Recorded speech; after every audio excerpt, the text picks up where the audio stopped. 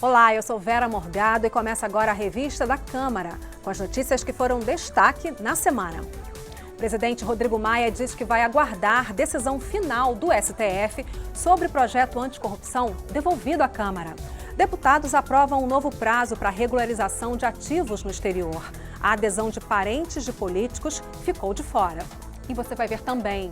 O presidente Michel Temer sanciona a medida provisória que reformula o ensino médio no país. Proibida pelo Supremo Tribunal Federal, a vaquejada pode ser legalizada na Câmara por meio de uma proposta de emenda à Constituição que classifica a atividade como patrimônio cultural.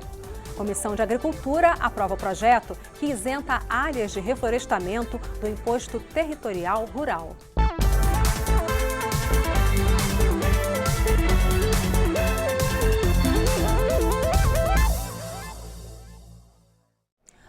O presidente da Câmara, Rodrigo Maia, afirmou que vai aguardar a decisão do Supremo Tribunal Federal antes de tomar qualquer decisão em relação ao projeto de lei das medidas de combate à corrupção. Na última quinta-feira, o presidente do Senado, Eunício Oliveira, devolveu o projeto para a Câmara, cumprindo uma decisão liminar do ministro do Supremo, Luiz Fux, que suspendeu a tramitação do texto. No entendimento do ministro, o projeto foi protocolado e avançou no Legislativo na forma de um projeto de lei comum e não de iniciativa popular e, por isso, deve voltar à estaca zero. Nas propostas de iniciativa popular, o texto vai direto para a discussão em plenário, sem passar por comissões.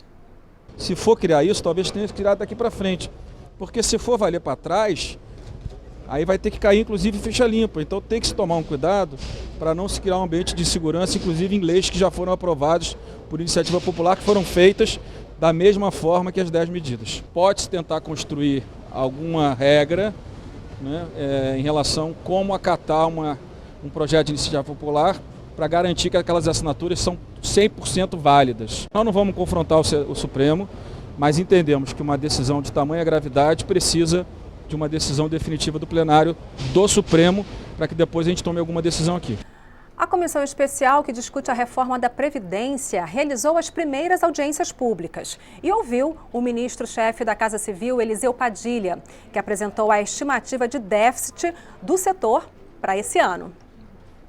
Na primeira audiência pública sobre a reforma da Previdência, o ministro da Casa Civil, Eliseu Padilha, apresentou aos deputados dados sobre o déficit previdenciário, que este ano deve ficar em 260 bilhões de reais. Eliseu Padilha disse que com a reforma, o país conseguirá estabilizar essa situação a curto prazo, mas que a médio prazo, o governo poderá tirar recursos de outras áreas prioritárias para o custeio do benefício. O Brasil, aqui, depois de 2026, eu penso que tem que pensar numa nova fonte de financiamento para a Previdência. Está aqui 10 anos, tem que se pensar, dentro das circunstâncias com que nós vamos conviver, do seu ponto de vista econômico, se nós temos condições de aumentar o nosso custeio da Previdência com recursos próprios, porque aqui o déficit é muito grande na maneira que nós estamos verificando hoje. Logo após a exposição, o ministro foi embora, o que irritou deputados da oposição.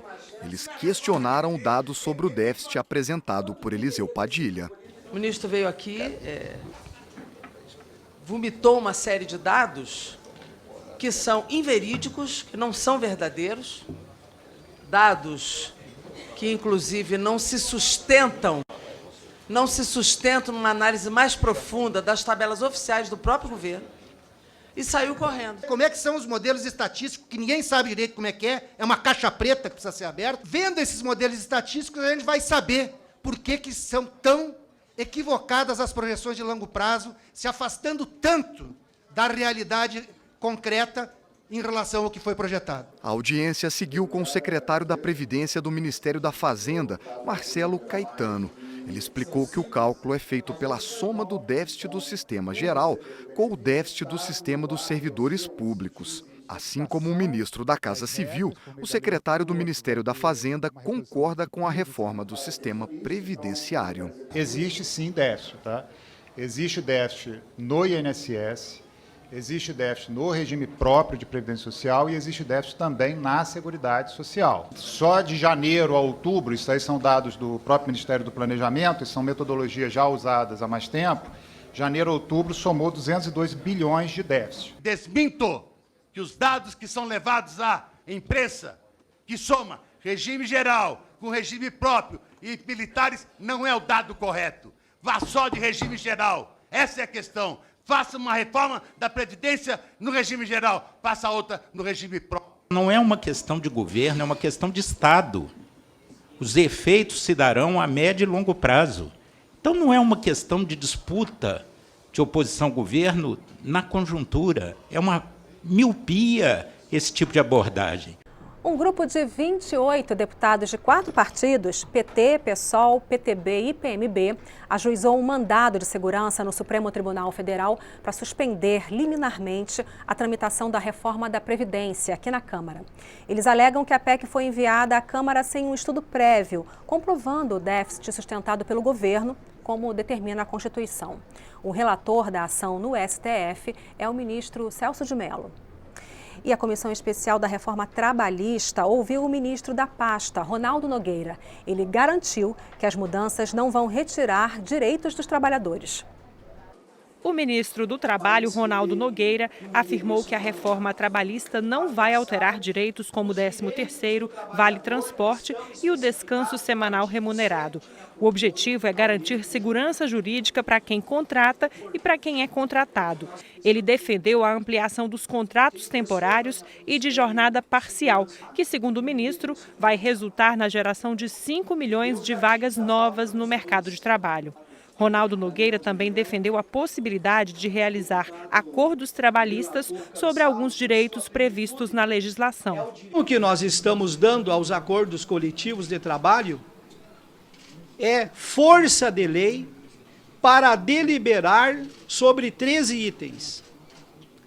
É especificar a forma mais vantajosa para o trabalhador usufruir de tal direito. Já o Procurador-Geral do Trabalho, Ronaldo Curado Fleury, afirmou que a proposta em análise é inconstitucional e vai trazer prejuízo aos trabalhadores. Ele sugeriu que o projeto de lei deixe explícita a jornada de trabalho diária e não apenas a semanal e mensal. O procurador ainda citou um estudo da Organização Internacional do Trabalho, realizado em 63 países, para argumentar que os contratos mais flexíveis levam à redução dos salários e não reduz o desemprego. Para o Ministério Público, a legislação não pode ser desprezada para garantir acordo trabalhista. Queremos criar emprego? Óbvio que queremos. Todos queremos. Todos temos desempregados, conhecidos na família. Todos temos interesse em criar. Entretanto, que tipo de emprego queremos criar? Emprego está ligado diretamente à dignidade do ser humano.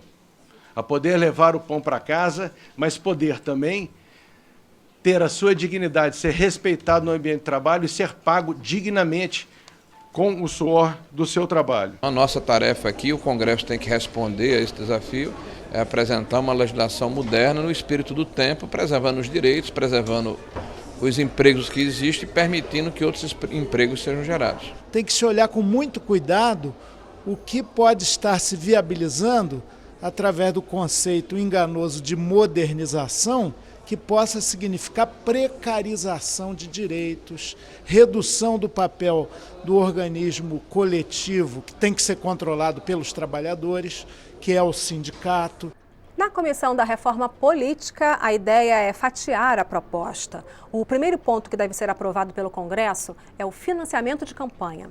E uma das propostas prevê o fim do cargo de vice-presidente da República. O relator da comissão apresentou ajustes no plano de trabalho. O colegiado deve promover um seminário internacional para ouvir experiências de outros países, principalmente sobre o modelo de votação.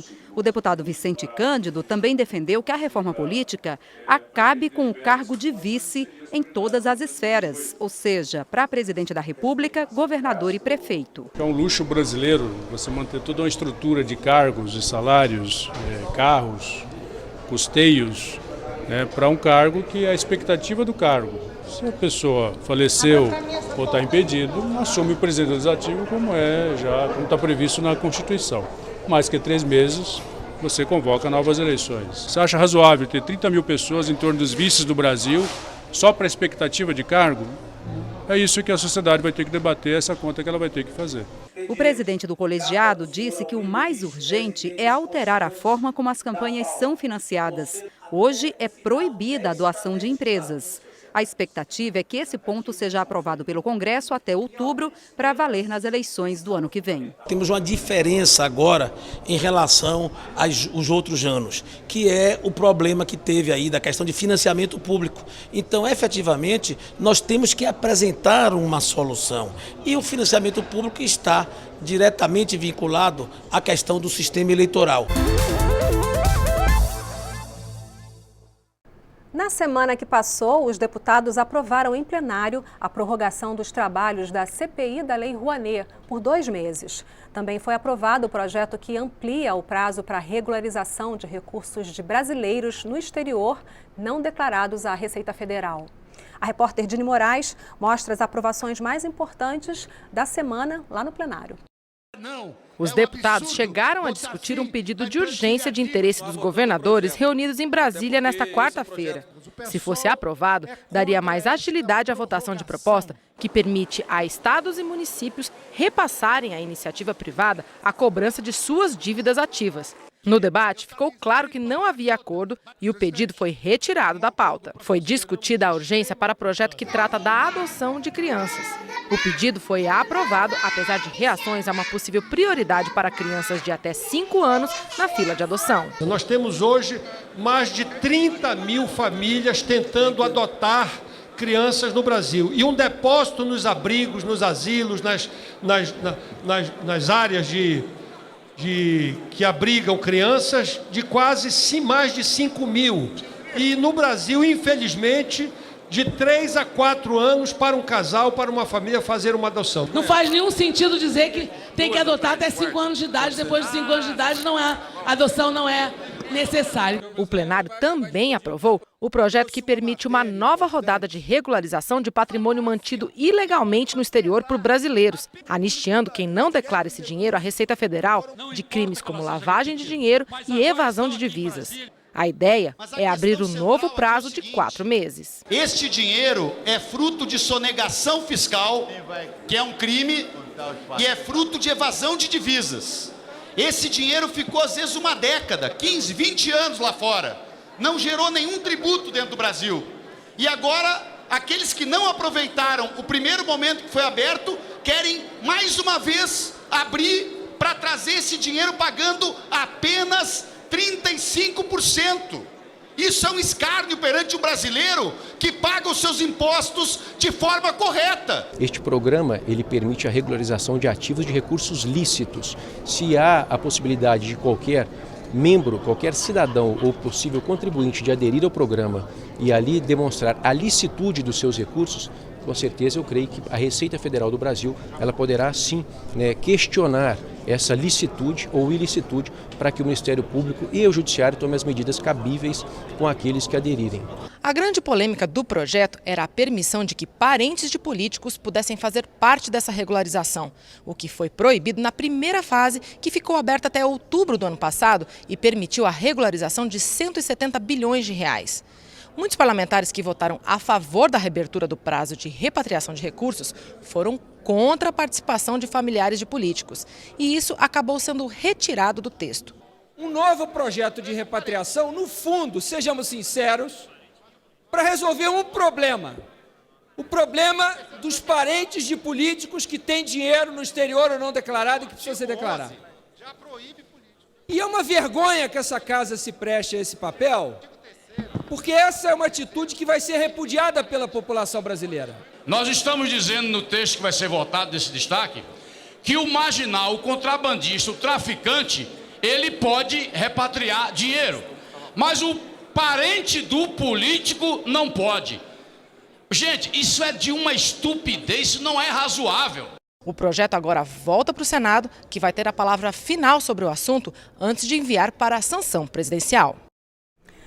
De olho nesse dinheiro aí, os governadores procuraram os presidentes da Câmara e do Senado para cobrar agilidade na aprovação do projeto que trata da repatriação.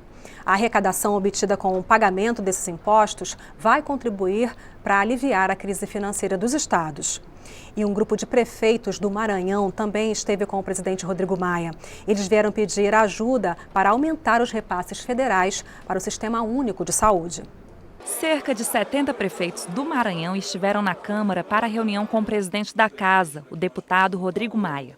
O principal objetivo foi reivindicar aumento dos repasses da União para a saúde pública. Os prefeitos reclamaram que os municípios maranhenses recebem uma das menores parcelas de recursos por habitante do país. Hoje o Maranhão recebe em torno de R$ 159 por habitante ano, enquanto outros estados 240, 227. Deputados da bancada maranhense reforçaram a necessidade do aumento para melhorar as condições de saúde da população. Alguns municípios do estado chegam a receber R$1 por habitante.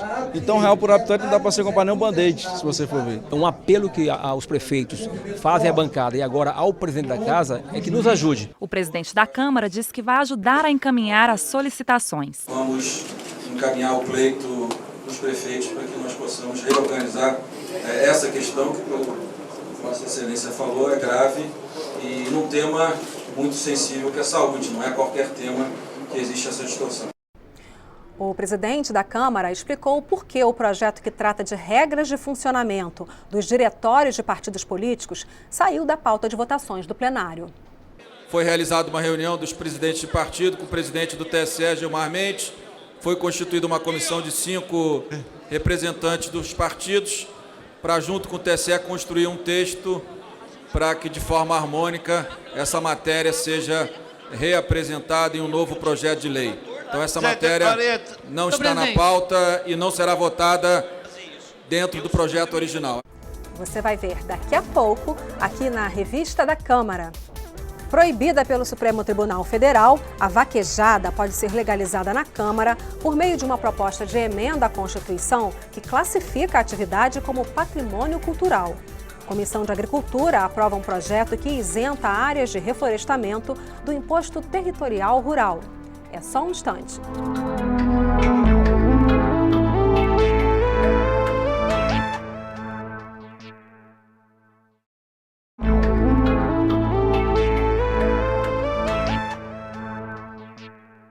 Na semana que passou, foi instalada aqui na Câmara a comissão especial que vai analisar a proposta de emenda à Constituição que classifica rodeios e vaquejadas e suas expressões artísticas e culturais como patrimônio imaterial brasileiro. Para o autor da proposta, o deputado João Fernando Coutinho, do PSB de Pernambuco, é importante a aprovação da vaquejada como forma de preservação da cultura nordestina, com suas tradições e raízes. O deputado Caio Manissoba, do PMDB de Pernambuco, foi eleito presidente da comissão. Paulo Azi, do Democratas da Bahia, será o relator. A polêmica sobre a vaquejada começou no fim do ano passado.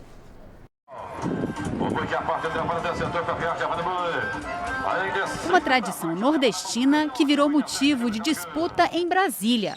Em outubro do ano passado, o Supremo considerou inconstitucional uma lei do Ceará que regulamentava a prática da vaquejada.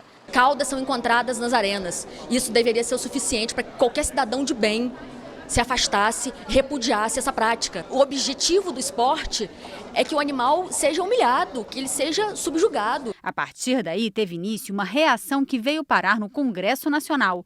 A esplanada dos ministérios amanheceu ocupada. Vaqueiros, bois, cavalos, caminhões. O movimento ganhou o nome de Marcha dos Vaqueiros. Uma discussão que tem dois lados e eles já se encontraram na Câmara. Cito ao plenário que não se manifeste. E se nós fôssemos levar apenas a questão do emprego, nós deveremos legalizar outras atividades que geram emprego. O tráfico de drogas, devemos legalizar várias atividades. O argumento, infelizmente, não é esse. Vivo minha vida inteira sendo um homem de bem, sendo um homem respeitado. Para eu chegar num lugar hoje na minha vida, a meus perto de 40 anos, e ser comparado à minha atividade com o tráfico de drogas, eu não nasci para isso. Diante da decisão do Supremo, o Congresso aprovou em novembro de 2016 uma lei que tornou a vaquejada manifestação cultural nacional e patrimônio cultural imaterial. O presidente Michel Temer sancionou a lei no mesmo mês. Na última quarta-feira, foi instalada a comissão especial da Câmara que vai analisar a proposta de emenda à Constituição, que classifica a vaquejada como patrimônio cultural. Se for aprovada, será encaminhada para votação no plenário da Câmara. E na última terça-feira, o Senado aprovou uma outra proposta de emenda à Constituição, que também viabiliza a prática da vaquejada.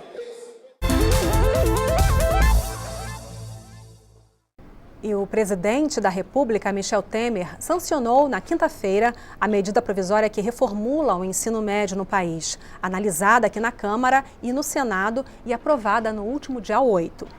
Entre as mudanças, as escolas vão poder escolher como preencher 40% da carga horária.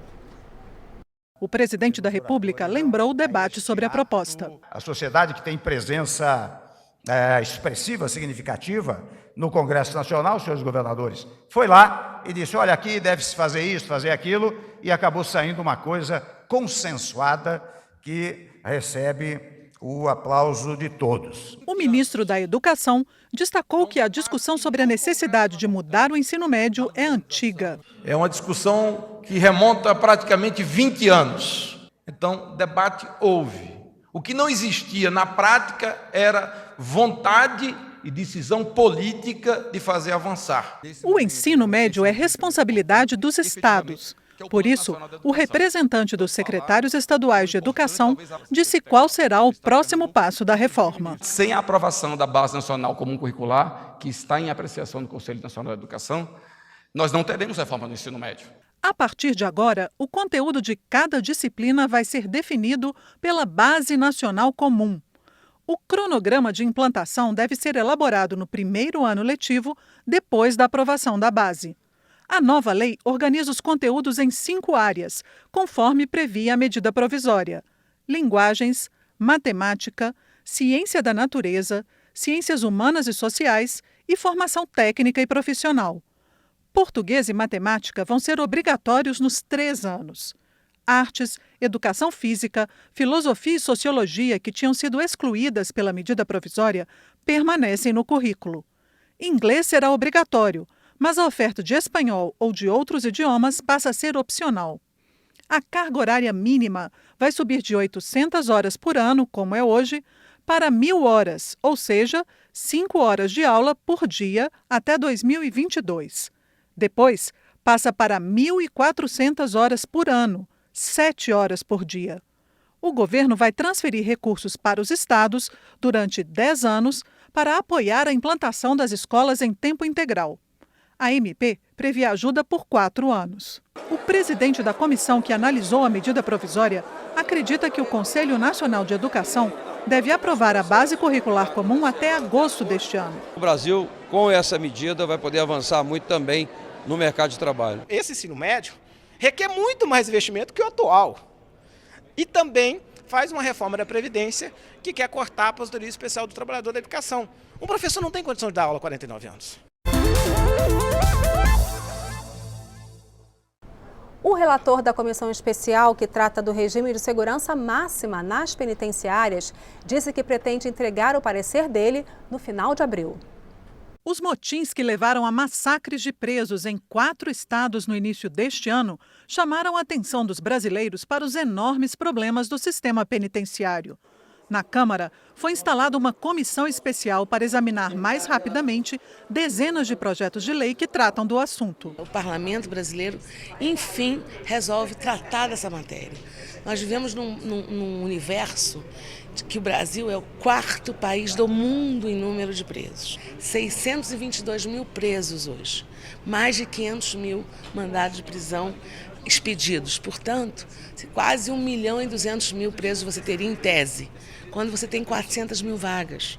40% dessa população carcerária, dos 622 mil, são presos provisórios.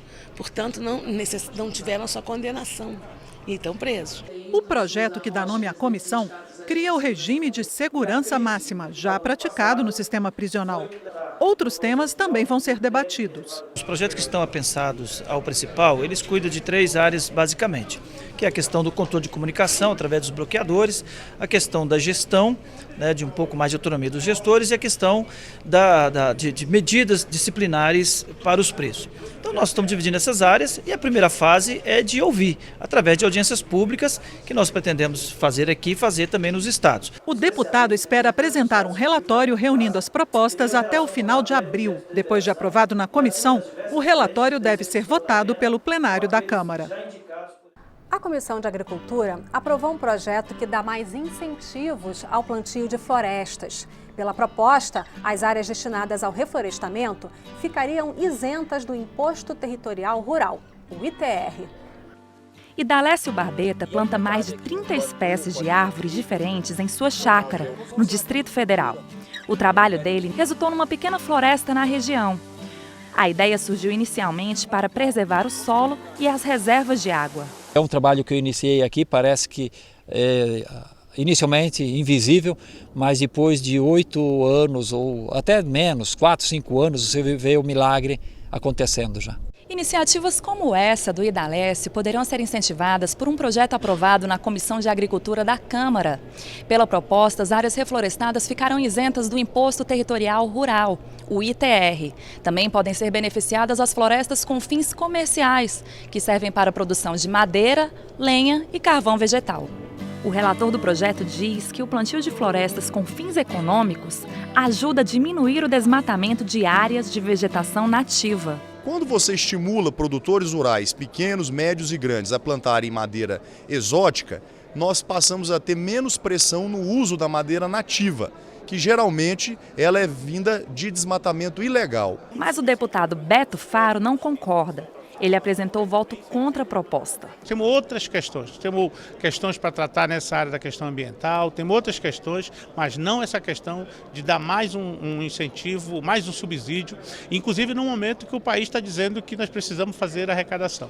Já o engenheiro florestal José Paulo acha que a proposta tem pontos positivos, mas defende que o incentivo deve beneficiar plantios florestais com maior diversidade de espécies. Deveriam contemplar não só as florestas industriais, florestas plantadas, mas também deveria ter em foco o manejo florestal em cima de vegetações nativas. Ou seja, nós temos potencial com centenas de espécies não exploradas comercialmente. E isso fica relegado na economia do país.